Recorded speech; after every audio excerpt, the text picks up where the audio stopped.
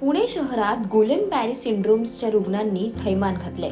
त्यामुळे आता पुणेकरांची चिंता वाढली आहे। एकूण रुग्णांची संख्या ही 67 झाली आहे। सर्वात कमी वयाचा रुग्ण 2 वर्षांचा आहे, तर सर्वाधिक वयाचा रुग्ण हा 68 वर्षांचा असल्याची माहिती मिळते।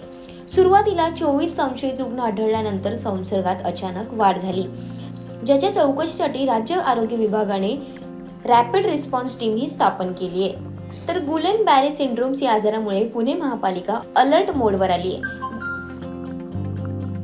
गुलेन बॅरी सिंड्रोमचे रुग्ण आढळलेल्या परिसरात महापालिकेतर्फे खबरदारीच्या उपाययोजना करण्यात येत आहेत। रुग्ण आढळलेल्या परिसरापैकी काही भागात शुद्धीकरण न केलेले पाणी पुरवले जातं, त्यामुळे त्या पाण्याचे नमुने घेऊन त्याची प्रयोगशाळेत तपासणी केली जाणार असल्याची माहिती मिळते।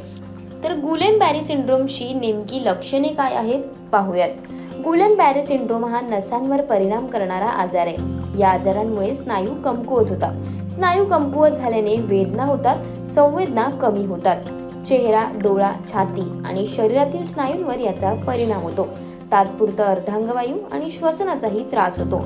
हातांची बोटे, पायात वेदना, चालताना समस्या, चिडचिड, चेहऱ्यावर कमजोरी अशी गुलेन बॅरी सिंड्रोम्स या आजाराची लक्षणे आहेत। तर हा आजार नेमका कशामुळे होतो पाहूयात। गुलेन बॅरी सिंड्रोम हा जीवाणू किंवा विषाणूंमुळे होणारा संसर्ग आहे। ऑटो इम्युन डिसीज, एखादी मोठी शस्त्रक्रिया होणे किंवा मेंदूशी संबंधित आजार अशा विविध कारणांमुळे हा आजार होण्याची शक्यता असते।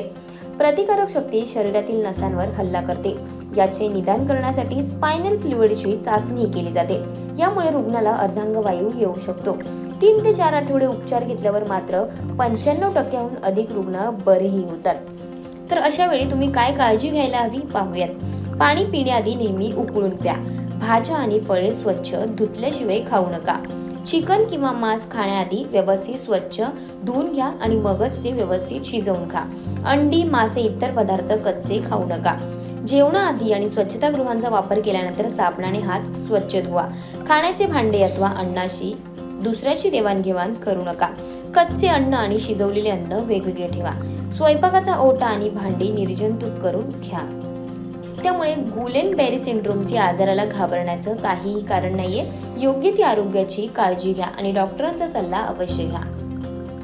तुम्हाला ही माहिती कशी वाटली हे कमेंट करायला विसरू नका आणि अशाच नवनवीन व्हिडिओसाठी ओनली मानिनी या YouTube चॅनेलला जरूर सबस्क्राईब करा।